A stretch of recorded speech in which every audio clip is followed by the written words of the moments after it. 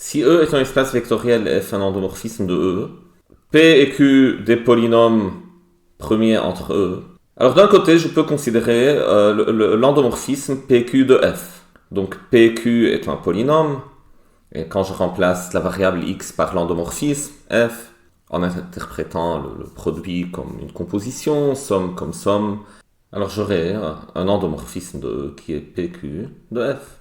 Et pareil, dans le polynôme P, quand je remplace la variable par l'endomorphisme, j'ai alors l'endomorphisme P de F. Et j'ai l'endomorphisme Q de F. Et donc ce théorème dit que le noyau du premier, c'est la somme directe des noyaux des deux autres. Un corollaire à ce théorème, c'est quand j'ai n polynômes 2 premiers entre eux, alors le noyau du produit des PI de F, c'est la somme directe des noyaux des PI de F. Donc quand on démontre le théorème initial, ça va se démontrer facilement par récurrence. Et avant de donner la démonstration, je vais donner un petit exemple avec les projections. Si E est la somme directe de deux sous-espaces, donc F somme directe avec G, je considère la projection sur F parallèlement à G. Donc la projection d'un élément de la forme XF plus XG, c'est l'élément XF. C'est une projection, donc je sais que P rond P égale P. Autrement dit, P rond P moins P égale 0, P2 moins P est l'endomorphisme nul. Le polynôme x2 moins x est annulateur de P. Donc j'ai cette identité. Quand je remplace x par P, j'aurai l'endomorphisme nul. Et x2 moins x n'est autre que x moins 1 fois x en P. Et ça, c'est l'endomorphisme nul. Le noyau de l'endomorphisme nul, c'est tout. C'est E tout entier. Mais le théorème de décomposition des noyaux dit que le noyau du produit, c'est la somme directe des noyaux. Parce que x-1 et x sont premiers entre eux. Et donc le noyau de x-1 de P, somme directe avec le noyau de x appliqué à P, c'est égal à E. Il faut remplacer x par P et moins 1 par moins l'identité de E. Et dans l'autre c'est pareil, il faut remplacer x par P. Est-ce que c'est vrai ça? Ça c'est F. Et le noyau de P, c'est les x tel que P de x égale 0, c'est G. En effet, F somme directe avec G égale E. Et donc, le théorème est vérifié dans ce cas. Il y a plusieurs choses à démontrer. D'abord que cette somme est une somme directe. Donc, c'est la première chose que je vais montrer. Et puis, il y a deux inclusions à montrer. Une double inclusion.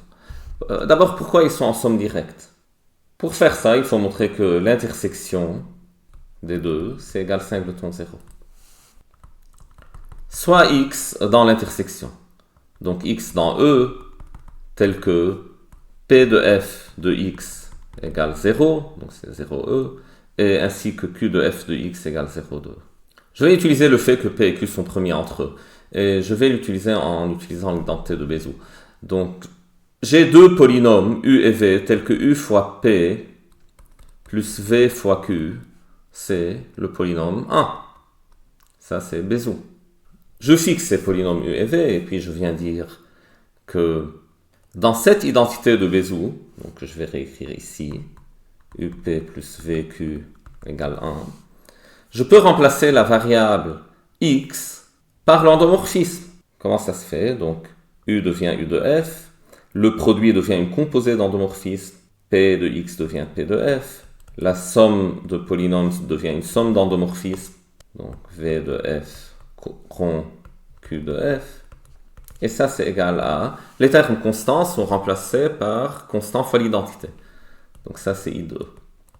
Et maintenant quand j'évalue en x, ce x là que j'ai pris dans E qui est dans l'intersection des deux noyaux, donc j'aurai U de F 2P de F de x plus V de F 2Q de F de x égale l'identité appliquée à x, c'est x. Donc c'est la première égalité, c'est une égalité dans K de x, dans les polynômes. La deuxième, c'est dans L de E, dans les endomorphismes. Et la troisième, c'est une identité dans E. Maintenant, vous savez que P de F de x égale 0, E, par hypothèse. Et Q de F, c'est égal à 0, E. Et quand vous appliquez un endomorphisme à 0, ça vous donne 0.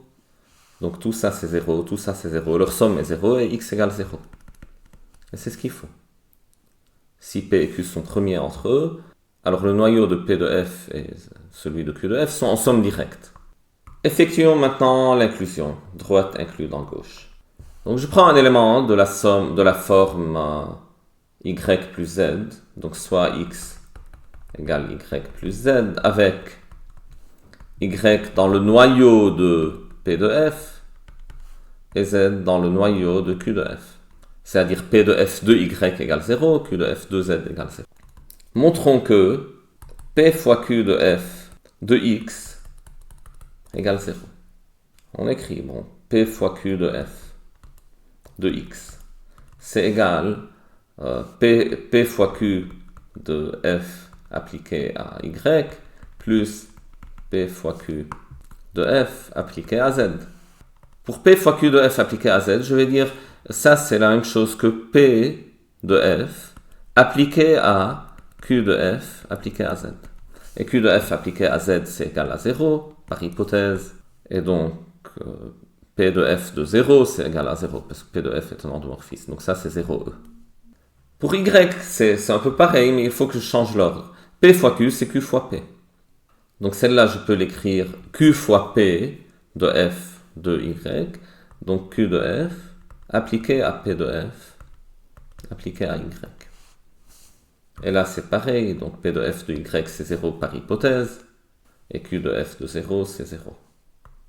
Donc le tout c'est 0e, et alors x appartient au noyau de PQ de F. Et on a cette inclusion. Et on utilise une petite chose ici en fait. Des endomorphismes d'habitude ne commutent pas. Mais quand ces deux endomorphismes sont des polynômes de f, du même f, alors ils commutent. C'est ainsi que c'est une chose que j'ai utilisée essentiellement ici. Donc je suis en train de dire P de f rond Q de f. C'est la même chose de Q de f rond P de f. Donc ce sont deux endomorphismes qui sont des polynômes en f, donc je peux permuter.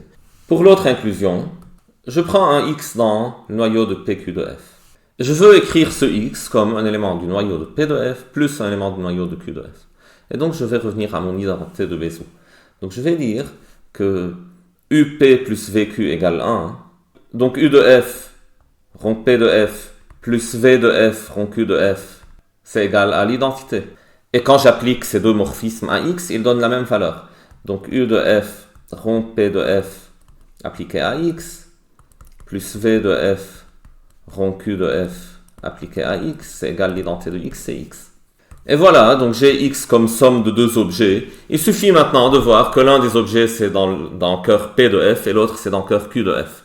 Et en effet, lequel est dans cœur Q de f? L'hypothèse, c'est x est dans cœur PQ, c'est-à-dire PQ de f de x est égal à 0. Je constate alors que si j'applique Q de f à cette partie-là, donc Q de f rond U de f rond P de f de x, c'est 0. Pourquoi? Parce que je peux changer l'ordre, comme on a dit tout à l'heure. Q de f, U de f et P de f sont des endomorphismes qui sont tous des polynômes de f. Donc ils commutent. Donc Q de f appliqué à ça, c'est la même chose que U de f rond P de f rond Q de f appliqué à x. Mais ça c'est PQ de f appliqué à x et c'est 0. Et quand j'applique U de f à 0e, ça donne 0e. Donc tout ça c'est 0e. Et alors le premier terme ici c'est dans cœur Q de f, et avec exactement le même argument, je vois que le second terme c'est dans cœur P de f. Et j'ai réussi alors à écrire n'importe quel élément x de cœur PQ de f comme la somme d'un élément de cœur P de f plus cœur Q de f. Et avec ça j'achève la preuve. Merci de votre attention, aimez, partagez si vous pensez que ça peut intéresser quelqu'un, et abonnez-vous à la chaîne si vous êtes intéressé à ce type de mathématiques. À bientôt.